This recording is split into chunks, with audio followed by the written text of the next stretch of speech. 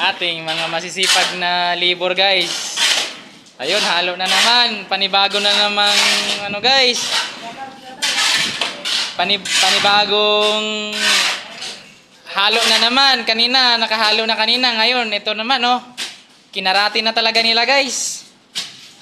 Kapal kasi yung paghahaluan kaya sinali na nila yung mga ano guys. Yung mga tiniktik na mga kwan. Mga bato, mga kwan. Para ano pandagdag sa kapal na tatapingan. Ano guys. Siguro yung tatapingan nila ngayon nasa yung sa kabila malaki-laki yun. Ang 5 at ang kapal ng kabila, yung kabila 4. Ayun guys.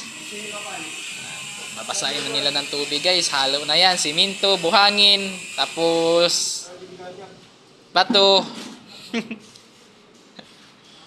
Hindi na parang ano ito yung topping na buhos guys.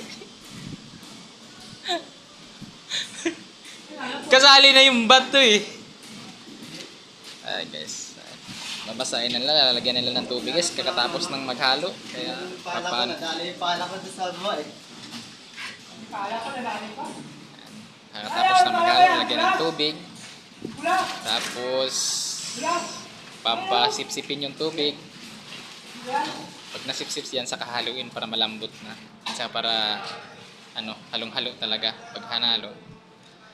Yan yung pantay yung luto. Ayun si Dodong.